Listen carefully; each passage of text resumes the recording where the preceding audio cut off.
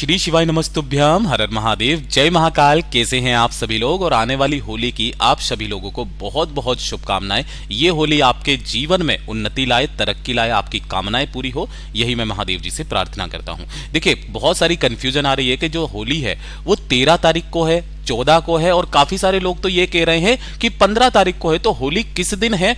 होलिका दहन का मुहूर्त क्या होगा? क्योंकि एक तो यहां पर बातचीत चल रही है कि इस दिन आपके भद्रा भी लग रही है ना।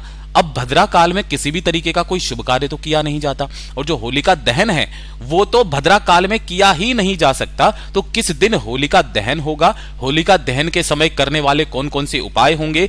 होली हमें कब मनानी है और होली के सबसे अचूक उपाय कौन से हैं, आज की इस वीडियो में जानेंगे।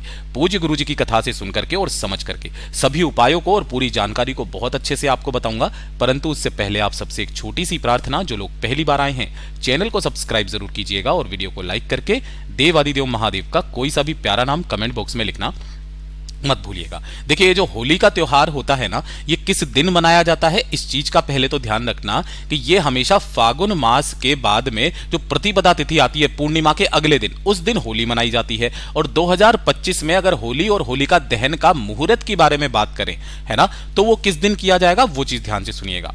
अगर आपने पंचांग देखा हो 13 तारीख का, है ना, और जो होलिका दहन होता है वो पूर्णिमा के दिन होता है, ये भी आपको पता है, पूर्णिमा की रात्रि को। तो ध्यान से देखो, अगर हम लोग शुक्ल पक्ष की ये जो पूर्णिमा देख रहे हैं, ये 13 तारीख को सुबह 10:36 से स्टार्ट हो रही है, और 14 तारीख के कब तक है? दिन के 12:24 तक है ना। अब पूर्णिमा की रात्रि किस दिन की रात्रि मानी जाएगी? जो 13 तारीख की रात्रि होती है ना, यही पूर्णिमा के दिन की रात्रि मानी जाएगी। ठीक है, तो यहां पर जो सबसे जो पूर्व फाल्गुनी वाला जो आ रहा है, वो मुहूर्त निकल रहा है 13 तारीख का, और इसी दिन आपका होलिका दहन होगा, होलाष्टक भी होगा, समाप्त होगा इस दिन, सत्यव्रत भी इसी दिन है, और पूर्णिमा व्रत भी आपका 13 तारीख को ही माना जाएगा।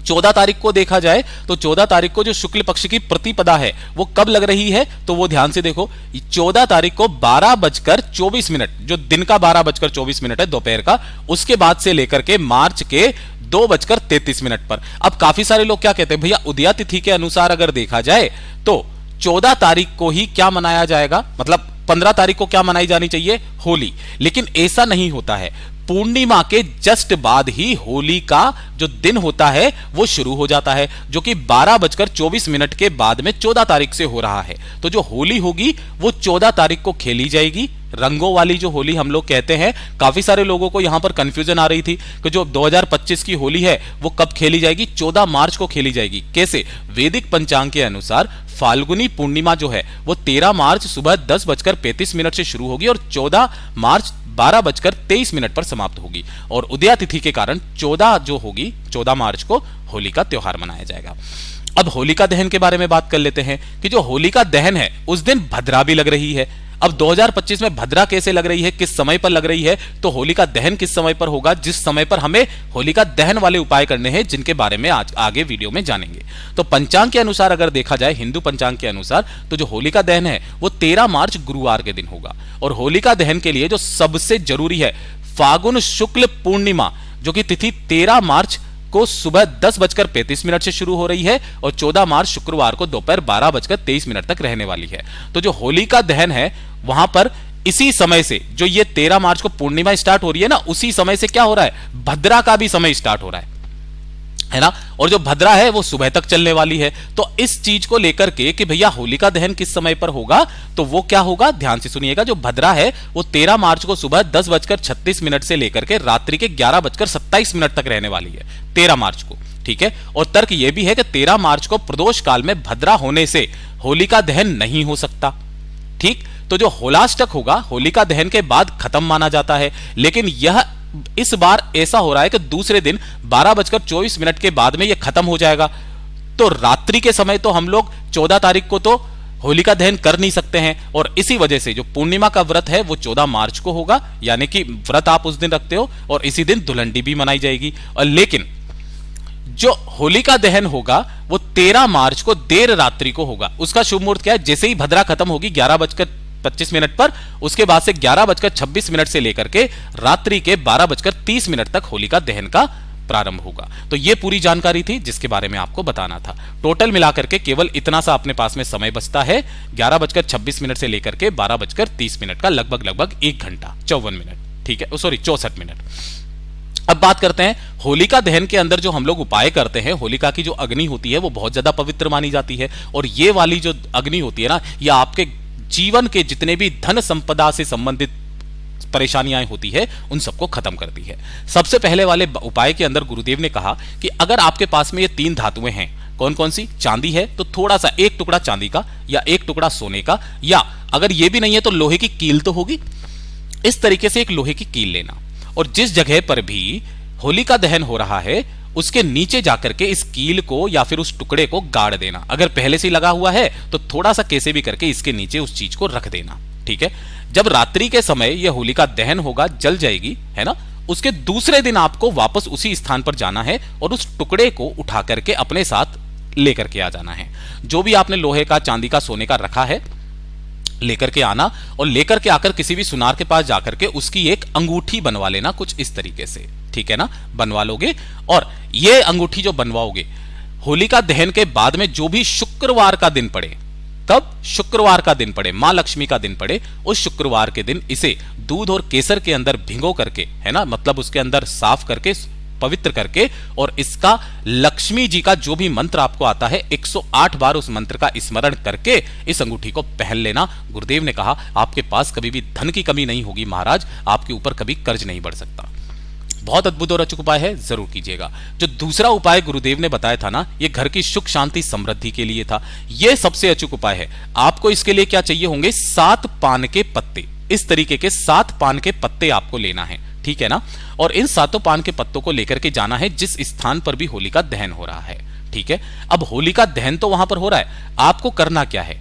इस होलिका दहन जैसे ही हो जाए इसकी आपको 7 परिक्रमा करनी है घड़ी की सुई की दिशा में। एक परिक्रमा खत्म हो, एक पत्ता इसके अंदर डाल देना है घर की सुख शांति समृद्धि के लिए, फिर दूसरी परिक्रमा खत्म हो, दूसरा पत्ता डाल देना, तीसरा पत्ता डाल देना, चौथा पत्ता डाल देना, ऐसे 7 परिक्रमा आपको करनी है, और सातों के सातों पत्ते इसके अंदर जिस घर का कोई भी एक व्यक्ति कर देता है उस घर में सदैव सुख शांति समृद्धि और धन संपदा की वृद्धि होती है। तीसरा वाला जो उपाय बताया था, जिसके लिए सबसे खास उपाय आप सभी को पता है कि मां लक्ष्मी जी को नारियल जो श्रीफल होता है वो बहुत ज्यादा पसंद है, लेकिन यहां पर जो श्रीफल चाहिए आपको वो किस तरीके का चाहिए? एकाक्षी नारियल। मैं यहां लिख देता हूं, एकाक्षी नारियल चाहिए, ठीक है ना, इस तरीके का जिसकी एक आंख होती है। और इसी के साथ में आपको लेने होंगे यहां पर कितने? 11 पत्ते आपको लेने हैं, ठीक है ना। कितने पत्ते लेने हैं? 11 पत्ते लेने हैं। और साथ ही साथ आपको लेनी होगी एक सुपारी। ले लिया। इन सभी को लेकर के आपको जहां पर भी होलिका दहन हो रहा है उस स्थान पर पहुंचना है। उस स्थान पर पहुंच करके सबसे पहले जैसे ही होलिका दहन हो जाएगा, जो आपने एक नारियल लिया है ना, अपने धन संपदा की, घर के अंदर कर्ज को खत्म करने की, मां लक्ष्मी जी का एक अंश अपने घर में विराजमान करने की कामना करके सबसे पहले श्रीफल इस अग्नि के अंदर आपको समर्पित करना है। समर्पित कर देने के पश्चात जो आपने 11 पान के पत्ते लिए हैं उसी के ऊपर एक इस तरीके से क्या करना है? एक सुपारी का टुकड़ा रख करके इस अग्नि की 11 परिक्रमा करके, कितनी? 11 परिक्रमा करके किसी भी बेलपत्र पेड़ के नीचे इसे रख करके आ जाना। मां लक्ष्मी का एक अंश सदैव आपके घर में विराजित रहेगा। पूज्य गुरु जी का बहुत अद्भुत और अचूक उपाय है, जरूर कीजिएगा। और ये चौथे नंबर का तो उपाय करना मत भूलिएगा। अगर आपका कोई व्यापार है ना, कोई दुकान है, कोई फैक्ट्री है, आप चाहते हो कि ये बहुत ऊंचाई तक जाए, उन्नति तक जाए, तरक्की तक जाए, पैसा ही पैसा आपके घर में हो, कभी भी कर्ज ना पड़े, होलिका दहन का ये सबसे अचूक उपाय करना मत भूलना। एक लाल कपड़ा लेना है, ठीक है ना, इस तरीके से लाल कपड़ा लेना। और जो होलिका दहन जिस दिन हो जाए उसके दूसरे दिन आपको करना क्या है? यहां से थोड़ी सी जो राख होती है ना, इस राख को लेकर के आना है, होलिका दहन की राख, ठीक है ना, वो लेकर के आना।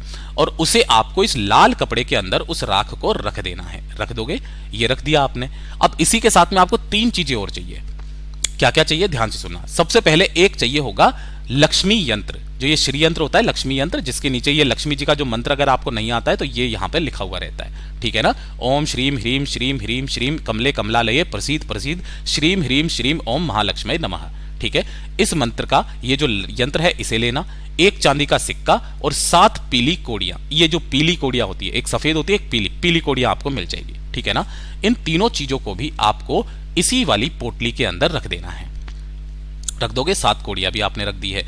अब इसे पोटली बना करके और इस पोटली को आपको होली के दिन, किस दिन, होली के दिन आपके घर में जहां पर भी धन रखने का स्थान है या फिर आपका कोई व्यापार है, व्यापार में कोई गल्ला है, दुकान है, उस स्थान पर इस पोटली को रख देना पूरे 1 साल के लिए। और उसके बाद में देखिएगा कि आपकी कितनी तरक्की होती है। पूज्य गुरु जी का बहुत अद्भुत और अचूक उपाय है, जरूर कीजिएगा। और ये 5वें नंबर का उपाय तो आपको करना ही करना है। ये सबसे अचूक उपाय है जो कि होली का उपाय है। होली के दिन आपको करना है, होलिका दहन के दिन नहीं, होली के दिन, है ना। ये जो खीर वाला जो उपाय मैंने बताया था, आपको अपने घर में केसर वाली खीर बनानी है, किसी केसर वाली खीर बनानी है। अब इस खीर के आपको 3 टुकड़े करने हैं। कैसे? 1 2 3, बराबर बराबर 3 टुकड़े करना, पहला, दूसरा, तीसरा। जो पहला टुकड़ा है, इसका मतलब जो पहला भाग है, इस एक भाग को आपको देना है किसी भी कुंवारी कन्या को अपनी कामना कहते हुए, ठीक है ना। जो दूसरा वाला भाग है वो आपको किसी भी ब्राह्मण जन को दान कर देना है, साथ ही साथ कुछ दक्षिणा 11 रुपए, 51 रुपए, 101 रुपए, जितनी आपकी श्रद्धा उतने आप दान दे देना। और जो तीसरा हिस्सा है, इन दोनों को देने के पश्चात अपनी पूरी फैमिली में आपको उस खीर को खिलाना है। होली के दिन किया गया ये छोटा सा उपाय आपके घर में सदैव खुशहाली लाता है, सुख शांति समृद्धि लाता है, घर में कभी भी क्लेश नहीं होती। पूज्य गुरु जी के सभी उपाय बहुत ही ज्यादा खास और अद्भुत है, जरूर कीजिएगा। वीडियो पसंद आए तो लाइक जरूर करना, चैनल को सब्सक्राइब जरूर कीजिएगा।